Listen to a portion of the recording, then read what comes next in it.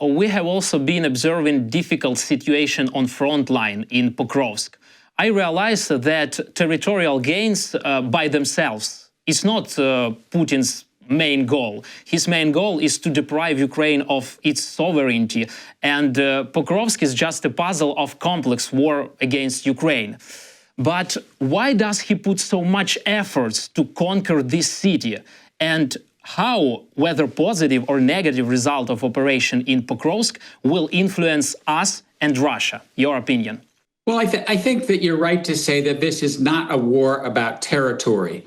I do think that Putin continues to believe that Ukraine does not deserve to exist as an independent sovereign state, that it belongs to Mother Russia. It should be pulled back into a Russian sphere of influence. And as a consequence, I don't think he would be satisfied just with the control of Donetsk and other parts of eastern Ukraine. I think he still aims to win this war. And winning means somehow pulling Ukraine back into the sphere of influence that Russia believes that it deserves. The battle that we see in Pokrovsk and other towns in the east, I think, is in some ways a proxy for Putin's belief that this is a war that really is of vital national interest to Russia.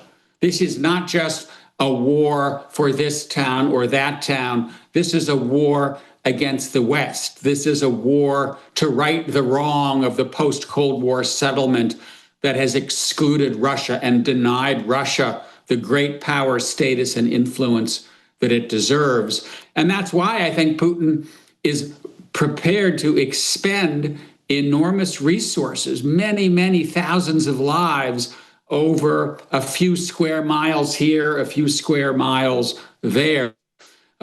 Will this be a setback for Ukraine if Putin succeeds in taking Pokrovsk? Yes.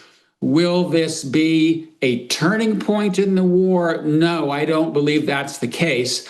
And that's because Russia continues to expend enormous resources for little gain. This is a war that is highly painful for the Russians.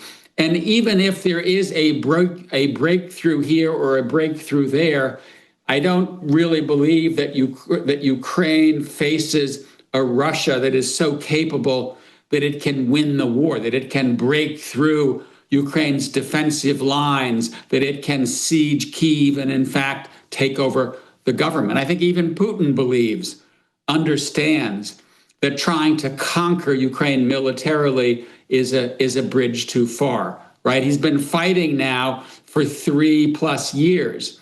We're hearing that somewhere between 1 and 1.5 million Russians have been killed or wounded as a result of a war.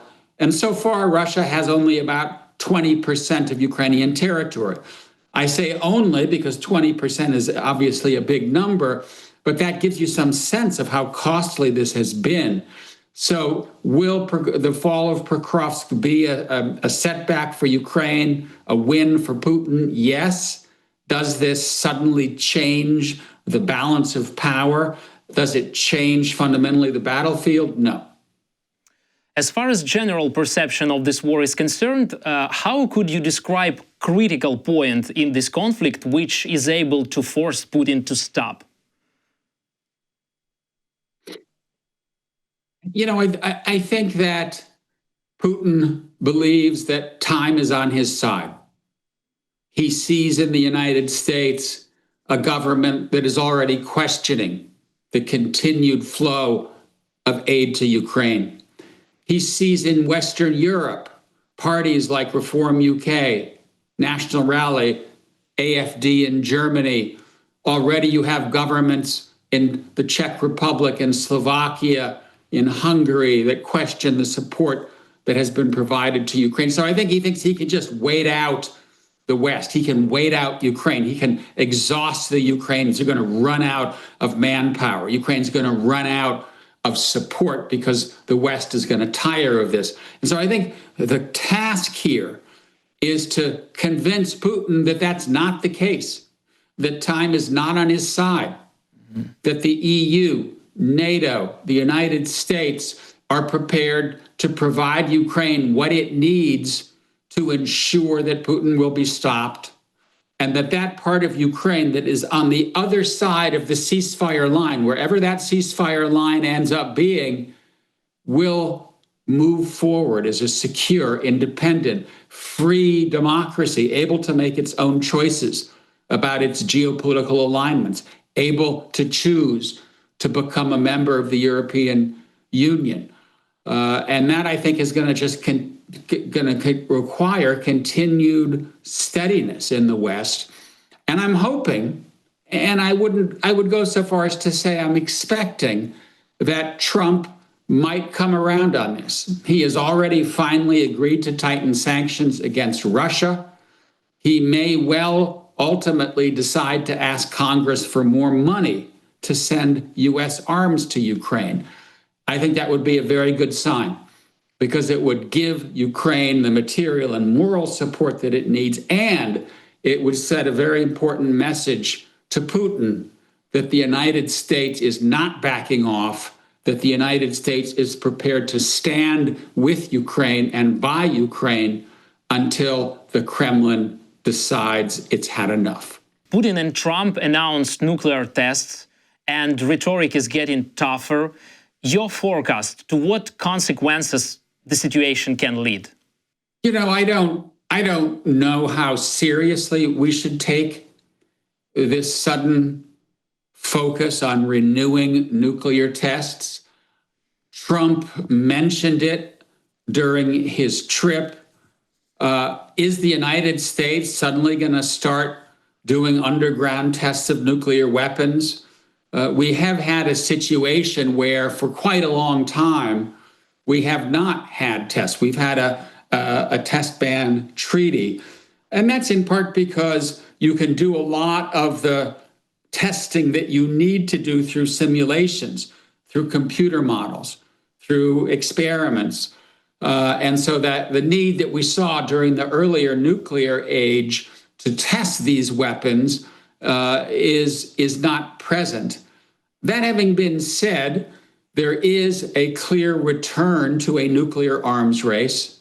China is building lots and lots of new nuclear weapons. On their current course, they may have a nuclear arsenal by the middle of the next decade that is about the same size as the arsenals of the United States and Russia. Russia has been talking about new kinds of nuclear power delivery systems for potential delivery of a nuclear weapon. So there's a lot of movement here. And I do think that it's dangerous.